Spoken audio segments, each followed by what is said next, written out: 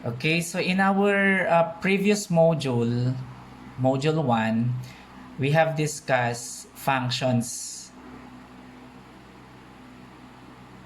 and its real-life applications. Now, ang na-discuss natin dito is how do we determine functions given a set of ordered pairs, given a mapping diagram, and then given also the graph. So, pwede nating ma-identify kung ang isang relation ay isang function by means of a set of ordered pairs, by means of the mapping diagram, and by means of the vertical line test using its graph. So, yun yung na-discuss natin. And then, we also tackled yung real-life application ng function, as well as the piecewise function. So, now, ang concern natin is evaluating functions. So, ano ba ang ginagawa natin pagka nag-evaluate tayo? Okay? Una, identify muna natin kung ano nga ba ang function. It's like we have a function machine. No? So, meron tayong function machine wherein we have the input, and usually ang input natin is the x. And then, pag merong input, merong output yan. And usually, ang ginagamit natin is y. And since yung output natin is dependent on the input, so masasabi natin that y is a function of x. So yan yung function machine na tinatawag. So kadalasan itong output y natin is a function of x. Ibig sabihin, ang y natin is expressed in terms of x. So madalas ang ginagamit nating input is x ha, pero there are functions na ibang variable ang ginagamit. At saka madalas din na ang ginagamit natin na output is y or the f of x or f. But then pwede rin gumamit ng ibang letters such as g of x, h of x, and so on. So pwede yun. So basically ito yung input machine. Now ang concern natin sa evaluating functions is hahanapin natin yung value ng function given yung value ng input x natin. So, evaluating function is the process of determining the value of the function at the number assigned to a given variable. So, maibibigay yung x, hahanapin mo yung y or yung output. Okay? So, actually, itong evaluation of function, kailangan natin muna ng idea about sa mga iba't ibang klase ng function. Actually, nakasulat ito sa module ninyo, sa module 2 or lesson 2 na ibibigay namin. So, just try to scan or browse yung types of function. So, doon sa module nyo, makikita nyo yung mga types of functions such as constant function, identity function, polynomial function, linear function, cubic function, power function, rational function, exponential function, logarithmic function, and absolute value function. So yun yung i-require ko sa inyong basahin kasi anyway, madali lang naman siyang maintindihan. Now, ang concentration natin ngayon dito ay sa evaluating function. So, assuming na nabasa nyo na yun, so proceed na tayo sa evaluating function. So, paano ba ginagawa ang evaluating function? So, sobrang dali lang ng evaluating function kasi hahanapin mo lang yung value ng f of x given yung x. So, ganun lang siya. So, parang, di ba dati when you were in junior high school, palagi nyong sinusolve yung value ng x? Di ba? Pero this time, baliktad siya. Anong pa nga bang value ng x kung x mo na, di ba? Charot, okay lang. Joke lang. So, ngayon, given yung x, so may gamit ngayon ang x. Hindi mo siya hanapin. Ang hanapin mo yung output. Given yung input.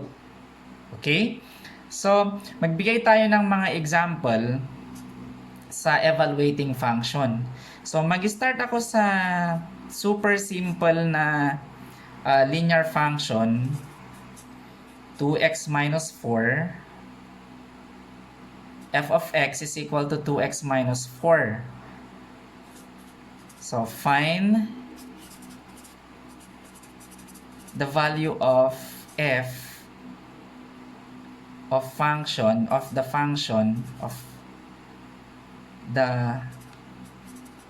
function if x is equal to 3. So, ayan. So, let's evaluate the function f of x is equal to 2x minus 4. So, ito yung solution natin.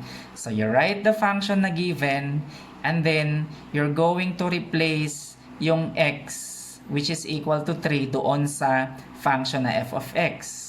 So, actually, parang review lang ang ginagawa natin kasi you have tackled this in junior high school.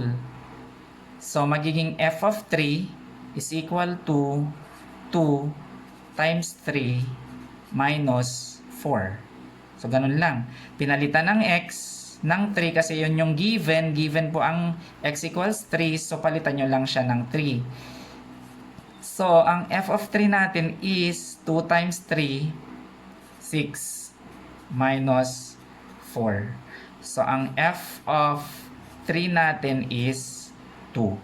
So, ito ngayon yung na-evaluate natin na value ng function. So, ito na ngayon yung sagot. So, ganun lang kasimple mag-evaluate ng function. Now, magbigay tayo ng more example dito. Let's have a quadratic function. So, let's use g. So, pwede ito ha. G of x is equal to 3x squared plus 7. So, find g of negative 3. So, ayan. So, ibig sabihin, find the value of the function g of x when x is equal to negative 3. So, tingnan natin yung function g of x is equal to 3x squared plus 7. So, let's find g of negative 3. So, we have 3 tapos x squared, ang x natin is negative 3 and then plus 7. So in simplifying or finding the value of the function, no, especially pagka involve ang mga exponents, mga ganyan, aside from the 4 fundamental operations, we apply the MDAS, but then inuuna natin yung exponent. So that would be dito ang exponent ng negative 3 is 2. So negative 3 is squared is like negative 3 times negative 3. So ito yung negative 3 quantity squared. So negative times negative, so that's 9. So we have 9 plus 7. So, 3 times 9 is 27 plus 7. So, it's equal to 34. So, ito ngayon yung value ng g of negative 3. So, ito yung value ng g of x when x is equal to negative 3. Okay? So, napaka-simple. Now, magbigay tayo ng iba pang function. So, let's say, meron tayong, pwede rin ito f of x is equal to 5x plus 1. Okay, find f of h plus 1. So, pwede yan. Pwedeng mag-assume ng variable doon sa x natin. pwedeng ganyan ang given. Hanapin natin ang f of h plus 1. So, you copy the function.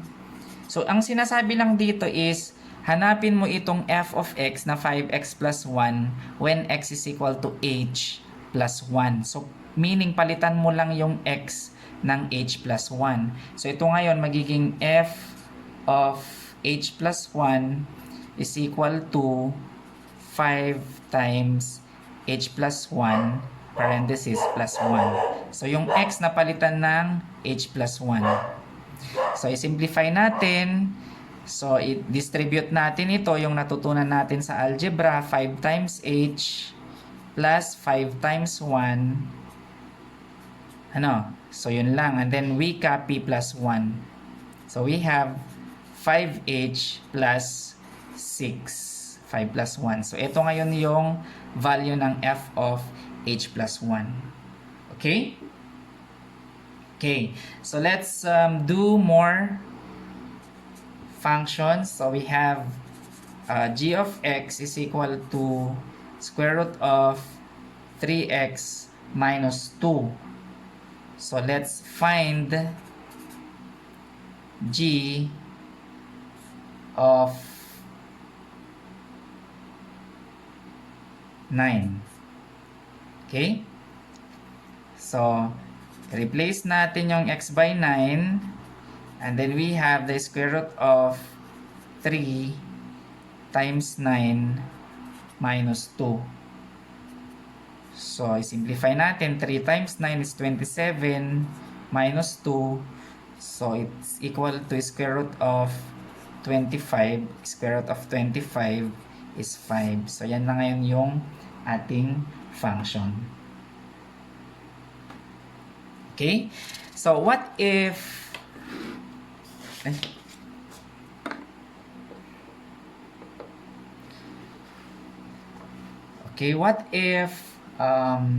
we have a rational function. This one is rational, ha? Okay, find f of negative 5. So, ayan. So, substitute natin. So, pwede nating i-substitute na kaagad. Pwede rin namang kopyahin, pwede rin i-substitute kaagad. So, h of negative 5 is 4 times x plus 8 divided by 2 times x minus 4. So, 4 times negative 5 is negative 20 plus 8 divided by 2 times negative 5 is negative 10 minus 4. So, ngayon, dito tayo nahihirapan. Karamihan ng mga estudyante nahihirapan sa pag-add or pag-subtract ng mga signed numbers. So, ano ba ang signed numbers? So, ito yung mga integers natin. Pwedeng, or numbers na merong sign na either positive or negative. Okay? Ayan. So, what is negative 20 plus 8? Di ba ang unlike sign numbers ito? So, I assume na alam nyo na ang signed numbers kasi yun ang kailangan natin dito. Palagi nating inuulit-ulit ang addition and subtraction of signed numbers. So, ang negative 20 plus 8, di ba ang 20 minus 8 is 12? So, pagka nauna ang negative na mas malaki, automatic, pag ginad mo yan sa mas maliit, negative yan. Tapos, 20 minus 8 is 12. Tapos, itong negative 10 minus 4 is negative 14.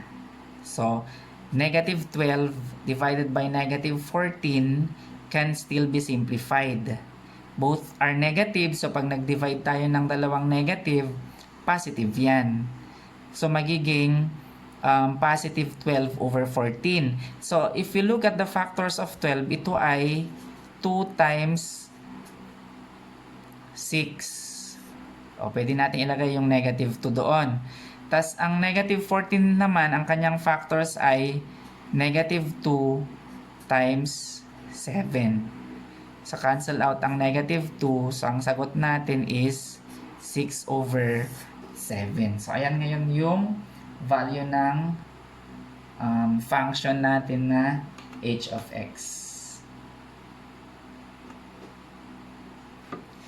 Okay? Siguro 2 more. So, what if meron tayong function na 3 or 2 raised to x, and then pinapahanap dito ang f of x, which is 3 over 2. So, hanapin natin ang f of 3 over 2. So, i-substitute natin f of 3 over 2 is equal to 2 raised to 3 over 2. So, yun yung x natin, exponent siya. So, this one is exponential function ito. Okay? So, pag mga ganitong klaseng function, pwede nyong i-apply yung sa laws of rational exponents or index laws na natakal ninyo noong junior high school. Ano? So, ano ba ang ginagawa natin dito? Actually, itong 2 raised to 3 over 2, ang 2, i-raise natin sa 3, yung numerator. Tapos, yung nasa denominator, ito ngayon yung magiging root. So, pagka square root, kasi 2 yan, square root yan, di ba ginagamitan natin ng ganyang sign. So, ang 2 raised to 3 over 2 ngayon, ay pwedeng isulat sa ganito. Square root of 2 raised to 3. Kasi di ba pagka square root ang ginamit natin, understood na 2 ang kanyang order dito. So pagka 2 yung nandun, square root yan, hindi mo na kailangang isulat yung 2. Kunyari, pagka ang denominator dito is 3, cube root yan, 3 ang isusurat natin dyan. Pagka ang denominator natin dito is 4, fourth root yan, 4 ang isusulat dito.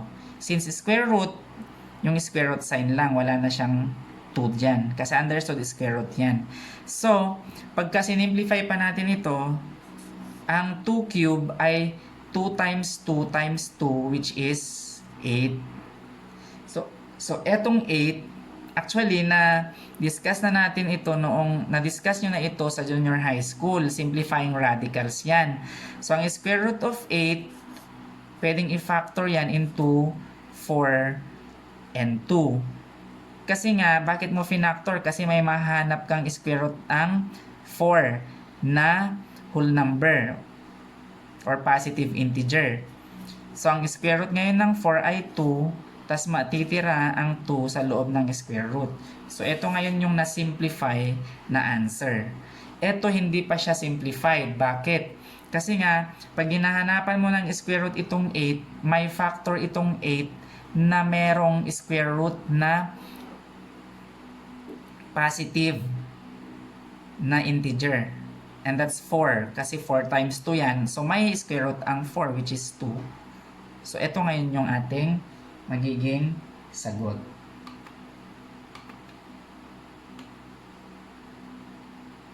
Okay? So, let's have one more siguro.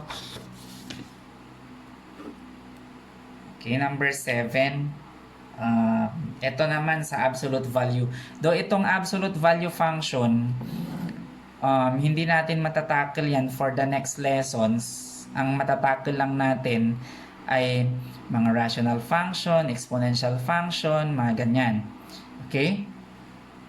So, let's have f of x is equal to absolute value of x minus 8. So, simple lang ang isosolve natin na absolute value para lang magkaroon kayo ng idea. Find f of x at x equals 3. So, ayan.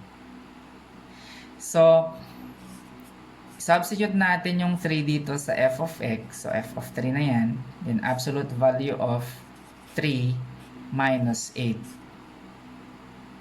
Okay, so ni-replace lang natin yung x doon by 3. So, ano ang 3 minus 8? Negative 5. So, absolute value of negative 5, palaging positive yan. So, positive 5 ang sagot. So, yan yung absolute value. Ang absolute value ay palaging positive. Para mas maintindihan natin. Kung positive ang sagot, positive pa rin ang sagot, ang final answer or absolute value. Pag negative ang sagot, ang lumabas, ang absolute value ng negative ay positive. So, ganun lang kasimple ang absolute value. Okay? So, ayan yung evaluating functions. So, try to read yung mga discussion sa module and then try also to finish the activities na mga binigay doon sa mga assessment part, mga ganyan, or yung mga activities na makikita natin sa module 2. Okay? Thank you.